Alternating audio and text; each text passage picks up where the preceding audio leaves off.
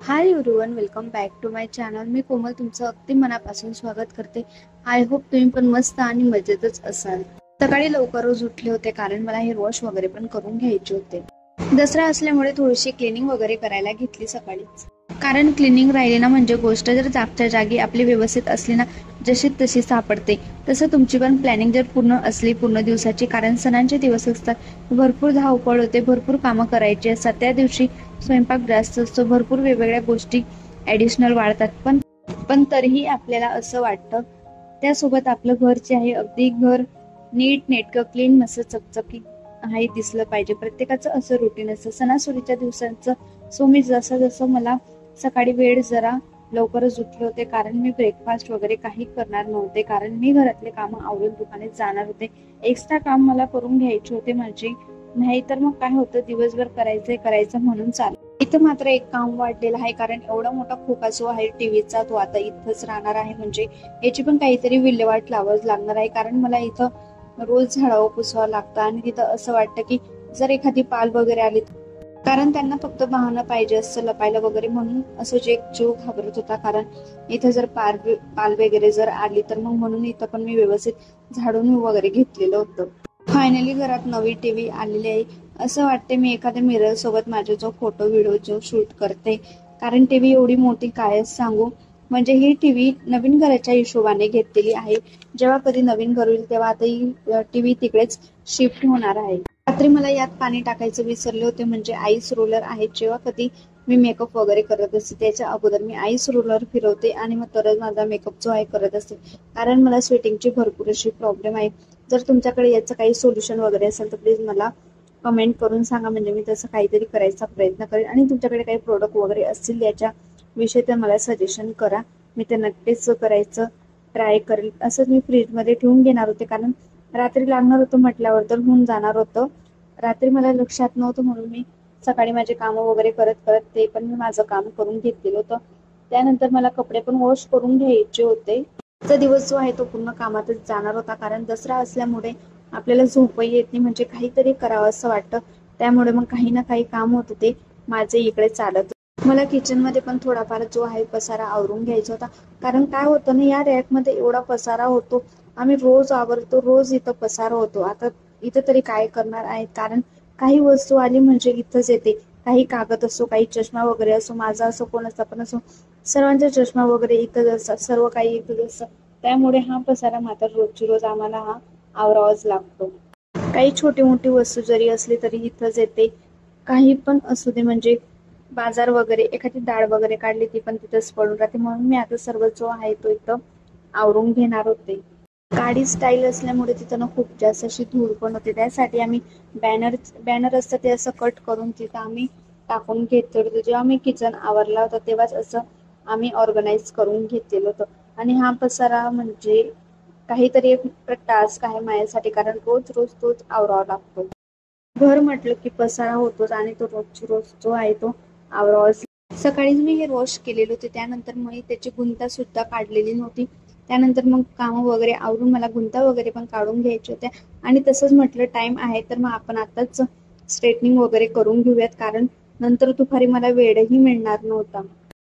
केस ओले होते तोपर्यंत मी सिरम वगैरे लावून घेतला. हे सिरम माझ्या जवळ खूप दिवसापासून आहे, म्हणजे छोटीशी बॉटल आपल्याला खूप दिवसापर्यंत जाते.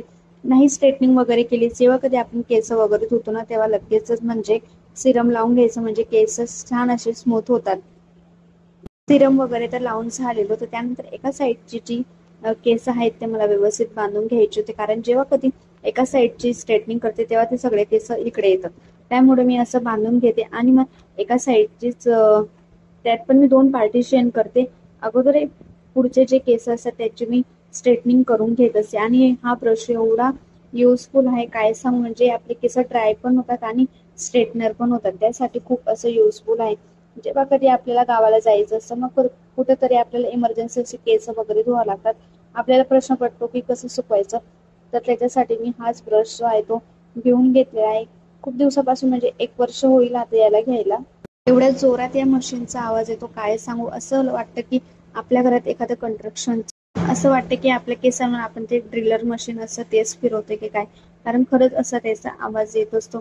पण केक काहीतरी करण्यासाठी थोडंसं इग्नोर पण करावं लागतं. आणि हॉट ब्रश आहे म्हणजे त्याच्यात आपण टेम्परेचर आहे ते कमी जास्त पण करून घेऊ शकतो. जी एक साईडची जी आहे स्ट्रेटनिंग होऊन गेली होती, चला मी तुम्हाला दाखवते. त्याआधी बघा माझे एका साईडचे केस पूर्ण ओले आहेत आणि एका साईडचे केस मस्त सुकून मस्त स्ट्रेटनिंग वगैरे झाली होती. एवढं स्ट्रेटनर करून पण माझ्या केसांना थोडीफार जी आहे स्ट्रेटनर एवढी स्ट्रेट बसत नाही, कारण माझे केस खूप जास्त कर्ली होते आधीपासून.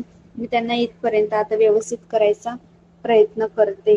माझी स्ट्रेटनिंग वगैरे झाली होती. त्यानंतर मला जायचं होतं दुकानात, कारण दसरा असल्यामुळे दुकानात पण भरपूर अशी गर्दी असते आणि मी पण मदत करण्यासाठी जाणार होते आणि सोबतच मला कलाकंद पण घेऊन जायचं होतं आणि ते मला आले होते घेण्यासाठी. चला म्हटलं पायी पायी जाण्यापेक्षा आपण जे आहे ते गाडीवरच जाऊ आणि अर्जंट असं कलाकंद पण लागणार होतं. तेवढ्यातच आईनी कलाकंद वगैरे पण करून घेतलं होतं.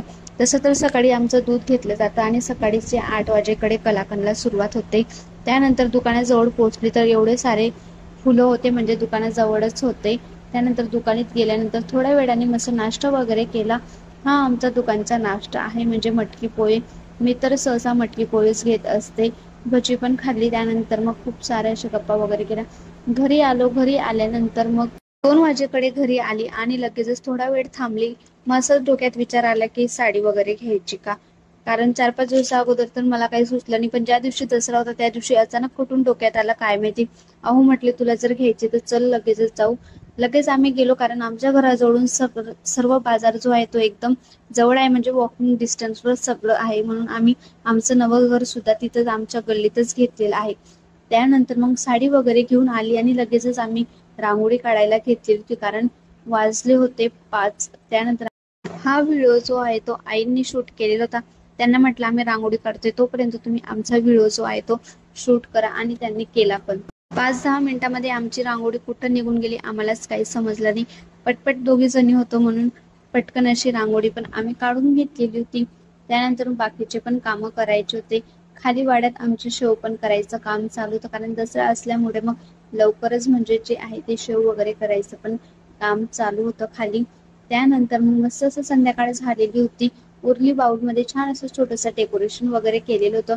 तोरण वगैरे लावले होते. घरात कसं सगळं प्रसन्न प्रसन्न वाटत होतं. आणि मग मी माझी तयारी करायला, भरपूर हवा चालू होती म्हणून दिवा पण विजून जात होता, म्हणून म्हटल्यावर पप्पांनी असा हात लावलेला होता. त्यानंतर मग इथं मी रेडी वगैरे झालेली होती.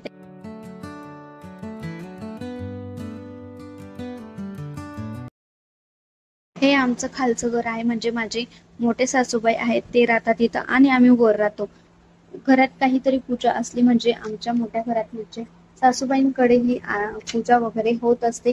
मी पण खाली जी आहे ती पूजा वगैरे केलेली होती. जेव्हा माझे अहो आले तेव्हा माझी काही तयारी वगैरे काहीच झाली होती. त्यासाठी मी त्यांना म्हटले 5-10 मिनिटं थांबा, मी लगेचच तयारी वगैरे करून आली आणि मग मी तुमचं औक्षण वगैरे करतं. त्यानंतर मग त्यांना पण मी ओवाळून वगैरे घेतलं. दसरा म्हटलं की काहीतरी आनंद वेगळाच असतो, आणि दसरा आला की मला तर माझ्या लहानपणाची खूप जास्त आठवण आली होती, कारण ते दिवस आता परत येणार. आम्ही जाणार होतो मंदिरात, त्यासाठी पटपट असे व्हिडिओ पण काढले. पूर्वा पण जाणार होती म्हटल्यावर मग 2 मिनिटं आम्ही व्हिडिओज वगैरे क्लिक केले. आम्ही गेलो होतो भवानी मातेच्या मंदिरात. इथं समोरच छान असे छोटे छोटे स्टॉल पण लावले होते लहान मुलांसाठी, जेणेकरून ते पण आनंदी होतील आणि खेळतील. आणि मग आम्ही गेलो होतो आनंदी भवानी मातेच्या मंदिरात. खूप छान असं साडी वगैरे वेअर केली होती. देवीला पण नेसली होती. खूप छान असं प्रसन्न वाटत होतं. मंदिरात गेलं म्हणजे प्रसन्न तर हे वाटतच असतं. दसरा होता त्यासाठी सर्वजण जे आहेत मंदिरात येत होते. सर्वजण छान वाटत होतं. सर्व मंदिर जे आहे ते भरल्या भरल्यासारखं वाटत होतं. खूप दिवसानंतर सर्वजण असे येतात मंदिरात, खूप छान असं वाटतं. त्यानंतर मग आम्ही गेलेलो होतो आमच्या समाजाच्या मंदिरात, म्हणजे चौंडेश्वरी मातेच्या मंदिरात पण गेलेलो होतो. तिथं पण आम्ही दर्शन वगैरे घेतलं. खूप छान असं प्रसन्न वाटतं तिथं पण जाऊन. काही कारणास्तव आमचं खूप दिवसानंतर जमत नाही म्हणून त्यासाठी खूप असं प्रसन्न पण वाटत होतं, आणि काहीतरी मस्त छान असं डेकोरेशन पण केलेलं होतं. एरवी आमचं जायचं जमत नाही, पण मध्ये मध्ये कधीतरी असे फंक्शन वगैरे असतात तेव्हा आम्ही जात असतो, कारण आमच्या समाजाचा जेव्हा काही हळदी कुंकूचा महिलांचा कार्यक्रम असतो तो पण इथंच होत असतो. आता ते मी तुम्हाला जानेवारीमध्ये दाखवेलच.